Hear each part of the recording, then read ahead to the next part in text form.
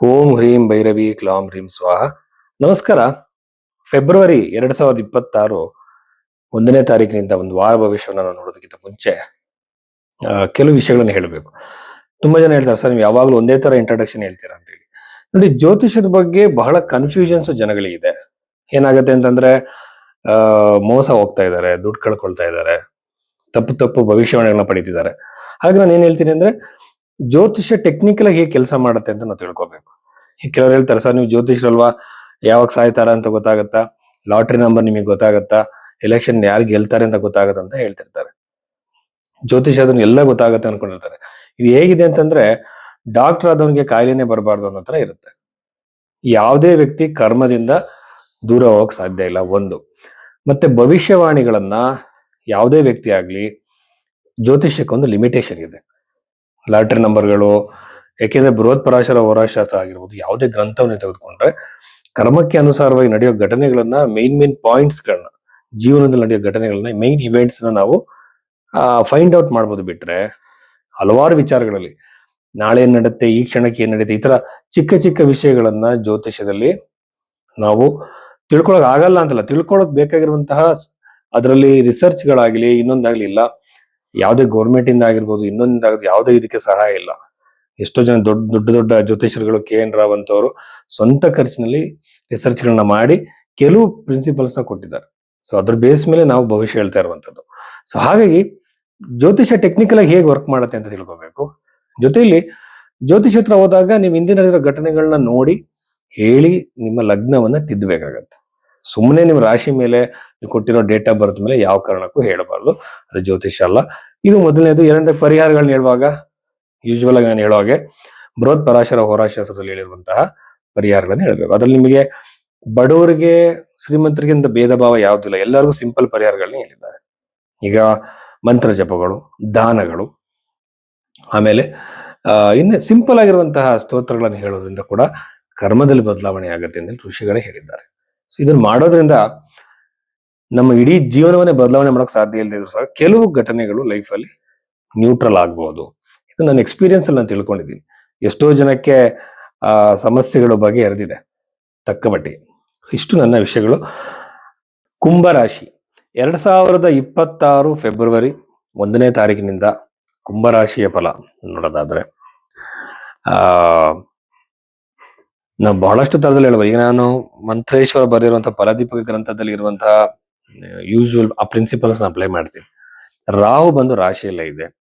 ರಾಹು ಗ್ರಹ ಬಂದು ಇನ್ನು ಕೆಲವು ವರ್ಷಗಳ ಕಾಲ ಅಲ್ಲಿ ಇರುತ್ತೆ. ಡೈರೆಕ್ಟ್ ಆಗಿ ಸಪ್ತಮ ಭಾವನ ನೋಡೋದು. ಮ್ಯಾರಿಟಲ್ ಲೈಫ್ ಅಲ್ಲಿ ಇಶ್ಯೂಸ್, ವೈವಾಹಿಕ ಜೀವನದಲ್ಲಿ ಕಿರಿಕಿರಿ, ಟೆನ್ಷನ್, ಮನಸ್ತಾಪಗಳು ಬರೋ ಸಾಧ್ಯತೆ. ಚೆನ್ನಾಗಿದ್ದಂತರಲ್ಲೂ ಕೂಡ ಮನಸ್ತಾಪಗಳು ಬರ್ಬೋದು.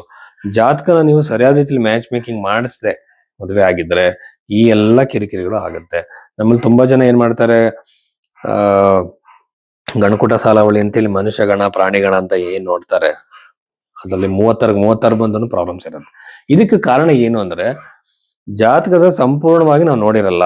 ಈಗ ಹುಡುಗನ ಜಾತಕದಲ್ಲಿ ಸೆಪರೇಷನ್ ಚಾನ್ಸಸ್ ಎಷ್ಟಿದೆ, ವ್ಯಕ್ತಿತ್ವ ಯಾವ ತರ ಇದೆ ನಾವು ನೋಡಲ್ಲ. ಅವ್ರು ಪರಿಚಯ ಇದ್ದಾರೆ, ಹಾಗೆ ಮದುವೆ ಮಾಡ್ಕೊಂಡ್ವಿ ಅಂತ ಹೇಳ್ತಾರೆ.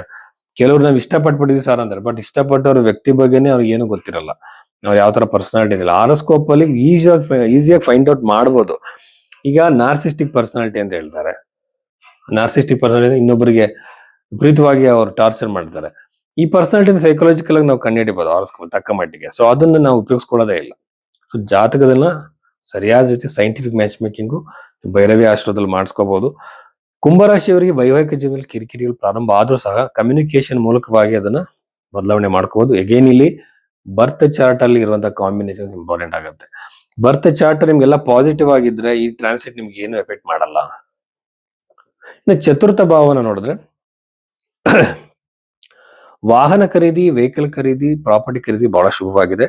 ಈ ಎಲ್ಲಾ ಸಾಧ್ಯತೆಗಳು ಕುಂಭರಾಶಿಯವರಿಗೆ ಇದೆ ಅಂತ ಹೇಳ್ಬೋದು. ಪ್ರಾಪರ್ಟಿ ಖರೀದಿ ಬಹಳ ಸುಲಭ ಆಗುತ್ತೆ. ಕೆಲವರು ದೂರದಲ್ಲಿ ಏನಾದ್ರು ಅವ್ರ ಮನೆ ತಗೋಬೇಕು, ಪ್ರಾಪರ್ಟಿ ತಗೋಬೇಕು ಅಂತ ಪ್ರಯತ್ನ ಮಾಡ್ತಿದ್ದಾರೆ ಅಂದ್ರೆ, ಅವ್ರೊಂದ್ ಪ್ಲೇಸ್ ಅಲ್ಲಿ ಇರ್ತಾರೆ, ಪ್ರಾಪರ್ಟಿಗೂ ಬೇರೆ ಕಡೆ ಇರುತ್ತೆ. ಅಂತವ್ರಿಗೆ ಇದು ಬಹಳ ಉತ್ತಮವಾಗಿರುವಂತಹ ಟೈಮ್ ಪೀರಿಯಡ್. ಸಂತಾನಕ್ಕೆ ಪ್ರಯತ್ನ ಮಾಡ್ತಿರುವಂತಹ ದಂಪತಿಗಳಿಗೆ ಬಹಳ ಶುಭ ಸಮಾಚಾರವನ್ನು ಕೇಳುವ ಸಾಧ್ಯತೆ ಇದೆ. ಸ್ಟೂಡೆಂಟ್ಸ್ ಗಳು ಯಾರು ಹೊಸ ಕೋರ್ಸ್ಗಳಿಗೆ ಟ್ರೈ ಮಾಡ್ತಿರ್ತೀರಾ, ಜಾಬ್ ಅಲ್ಲಿ ಹೊಸ ಕೋರ್ಸ್ ಟ್ರೈ ಮಾಡ್ತಿರ್ತೀರಾ, ಓದ್ತಿರ್ತೀರಾ, ಅದನ್ನ ಪ್ರಾಕ್ಟೀಸ್ ಮಾಡ್ತಿರ್ತೀರಾ, ಅವರೆಲ್ಲರೂ ಕೂಡ ಬಹಳ ಅನುಕೂಲ ಆಗುತ್ತೆ. ಗೌರ್ಮೆಂಟ್ ಜಾಬ್ ಟ್ರೈ ಮಾಡ್ತಿರೋರಿಗೆ ಬಹಳ ಉತ್ತಮ. ಅದರಲ್ಲೂ ಕೂಡ ಪ್ರೈವೇಟ್ ಜಾಬ್ ಟ್ರೈ ಮಾಡ್ತಿರೋರಿಗೆ ಖಂಡಿತ ಅನುಕೂಲ ಆಗೇ ಆಗುತ್ತೆ. ದಶಮ ಭಾವ ಬಹಳ ಕ್ಲಿಯರ್ ಆಗಿರುವಂತದ್ದು ಇದಕ್ಕೆ ಕಾರಣವಾಗುತ್ತೆ. ಖಂಡಿತವಾಗ್ಲೂ ಸಹ ಉದ್ಯೋಗದ ಪ್ರಾಪ್ತಿ ಆಗುತ್ತೆ. ಉದ್ಯೋಗದ ಪ್ರಾಪ್ತಿ ಅನ್ನೋದಕ್ಕಿಂತ ಜೊತೆಯಲ್ಲವ್ರಿಗೆ ಟ್ರಾನ್ಸ್ಫರ್ ಪ್ರಯತ್ನ ಮಾಡ್ತಿರೋರು, ಪ್ರಮೋಷನ್ ಟ್ರೈ ಮಾಡ್ತಿರೋರಿಗೆ ಎಲ್ಲರಿಗೂ ಕೂಡ ಶುಭ ಸಮಾಚಾರವನ್ನ ಕೇಳ್ತಾರೆ. ಉದ್ಯೋಗವನ್ನ ವಿದೇಶದಲ್ಲಿ ಏನಾದ್ರು ನೀವು ಟ್ರೈ ಮಾಡ್ತಿದ್ರೆ ಅಲ್ಲೂ ಕೂಡ ನಿಮಗೆ ಅನುಕೂಲ ಆಗ್ಬೋದು. ಕೆಲವು ಸಂದರ್ಭದಲ್ಲಿ ಅವ್ರ ಮಕ್ಕಳ ವಿಚಾರದಲ್ಲಿ ಅವ್ರಿಗೆ ಯಾವ್ದೋ ಒಂದು ಸೀಟ್ ಸಿಕ್ಕಿರಲ್ಲ, ಎಜುಕೇಶನ್ ಸ್ಲೋ ಇರ್ತಾರೆ. ಈ ಪ್ರಾಬ್ಲಮ್ಗಳನ್ನ ಫೇಸ್ ಮಾಡ್ತಿದ್ರು ಸಹ ಆ ಸಮಸ್ಯೆಗಳನ್ನ ಅವರು ಕಡಿಮೆ ಆಗುತ್ತೆ. ಮಕ್ಕಳ ವಿಚಾರದಲ್ಲಿ ವಿದ್ಯಾಭ್ಯಾಸದಲ್ಲಿ ಪ್ರೋಗ್ರೆಸ್ ಅನ್ನ ಈ ಒಂದು ಕುಂಭರಾಶಿಯವರು ನೋಡ್ತಾರೆ. ಬಟ್ ಒಟ್ಟಾರೆಯಾಗಿ ಉತ್ತಮವಾಗಿರೋ ಸಮಯ ಇದ್ರು ಸಹ ಕೆಲವು ವಿಚಾರದಲ್ಲಿ ಸಮಸ್ಯೆ ಇರೋದ್ರಿಂದ ಅದನ್ನ ಮೊದಲೇ ತಿಳ್ಕೊಂಡು ಅದನ್ನ ಅವಾಯ್ಡ್ ಮಾಡೋದು ಅಥವಾ ಅದಕ್ಕೆ ರೆಡಿ ಆಗೋದು ಒಳ್ಳೆಯದು. ಜ್ಯೋತಿಷ್ಯದಲ್ಲಿ ಬಹಳಷ್ಟು ಜನಕ್ಕೆ ಕನ್ಫ್ಯೂಷನ್ಸ್ ಇದೆ. ಹಾಗಾಗಿ ನಾನು ಯಾವಾಗಲೂ ಇಂಟ್ರಡಕ್ಷನ್ ಹೇಳ್ತಾ ಇರ್ತೀನಿ, ಜ್ಯೋತಿಷ್ ಹತ್ರ ಹೋಗ್ಬೇಕಾದ್ರೆ ಸರಿಯಾಗಿ ತಿಳ್ಕೊಂಡು ಹೋಗಿ ಅವ್ರ ಬಗ್ಗೆ ಏನು ಓದಿದ್ದಾರೆ ಏನು ಅಂತೇಳಿ. ಸೊ ಇಲ್ಲಿ ಮುಖ್ಯವಾಗಿ ಜಾತಕವನ್ನ ತುಂಬಾ ತರದಲ್ಲಿ ನಾವು ಅನಲೈಸ್ ಮಾಡ್ಬೇಕಾಗತ್ತೆ. ರಾಶಿ ಚಾರ್ಟ್ ಬೇರೆ, ನವಾಂಶ ಬೇರೆ, ಉದ್ಯೋಗ ನೋಡ್ಬೇಕಾದ್ರೆ ದಶಾಂಶ ನೋಡ್ಬೇಕು. ಇದ್ರ ಜೊತೆಯಲ್ಲಿ ನಾನೇನ್ ಮಾಡ್ತೀನಿ ಅಂದ್ರೆ ಹಸ್ತರೇಖೆಗಳು ಅದಕ್ಕೆ ಮ್ಯಾಚ್ ಮಾಡ್ತೀನಿ. ನನ್ನ ಪ್ರಿಡಿಕ್ಷನ್ ಕ್ಲಿಯರ್ ಆಗಿರ್ಲಿ ಅಂತೇಳಿ ಹಸ್ತರೇಖೆಗಳಲ್ಲಿ ಟೈಮ್ ಪೀರಿಯಡ್, ಜಾತಕದಲ್ಲಿ ಟೈಮ್ ಪೀರಿಯಡ್, ಪ್ರಶ್ನೆ ಶಾಸ್ತ್ರ ನೋಡಿ, ಈ ಮೂರನ್ನು ನಾವು ಕಂಬೈನ್ ಮಾಡಿದಾಗ ಈ ಘಟನೆ ನಡೆಯುತ್ತೆ ಅನ್ನೋದಕ್ಕೆ 90% ನಮಗೆ ಇಂಡಿಕೇಶನ್ ಸಿಗುತ್ತೆ. ಆ ಬಗೆಯಲ್ಲಿ ಸೈಂಟಿಫಿಕ್ ಆಗಿ ಮ್ಯಾಚ್ ಮಾಡ್ಬೇಕು. ಇದನ್ನ ಕೆಲವರು ಜಾತಕನ 10 ನಿಮಿಷದಲ್ಲೇ ಇಡೀ ಮನೆಯವರೆಲ್ಲ ಹೇಳ್ತಿರ್ತಾರೆ. ಅದನ್ನ ಯಾವ ಕಾರಣ ನಂಬಬೇಡಿ. ಜಾತಕ ನೋಡೋಕೆ ಟೈಮ್ ಹಿಡಿಯುತ್ತೆ. ಅದು ಟೈಮ್ಗೆ ಆ ತಾಳ್ಮೆ ಕೇಳೋರ್ಗೂ ಇರಬೇಕು. ಜ್ಯೋತಿಷಿಗೆ ನೀವು ಟೈಮ್ ಕೊಡ್ಬೇಕು. ನನಗೆ ಹೇಳ್ತಿರ್ತಾರೆ, ಸರ್ ನೀವು ಇಷ್ಟೆಲ್ಲ ನೀವು ಅಡ್ವರ್ಟೈಸ್ಮೆಂಟ್ ಮಾಡ್ತಿದ್ದೀರಾ, ನಿಮ್ಗೆ ತುಂಬಾ ದುಡ್ಡು ಸಿಗಲಿ ಅಂತ ನೀವು ಮಾಡ್ತಿದ್ದೀರಾ ಅಂತಾರೆ. ನಾನು ಒಂದ್ ದಿನಕ್ಕೆ ಒಂದು 10 ಜನಕ್ಕೂ ಕನ್ಸಲ್ಟೇಷನ್ ಕೊಡಕ್ ಆಗಲ್ಲ. ಭಾರತದಲ್ಲಿರೋ ಜನಸಂಖ್ಯೆ ಎಷ್ಟು, ನಾನು ಎಲ್ರಿಗೂ ಕನ್ಸಲ್ಟೇಷನ್ ಕೊಡಕ್ ಆಗಲ್ಲ. ಇದೇನಂದ್ರೆ ನಾವು ಲಿಮಿಟೆಡ್ ಜನಗಳಿಗೆ ಲಿಮಿಟೆಡ್ ಜಾತಕಗಳನ್ನ ಮಾತ್ರ ನೋಡಬಹುದು.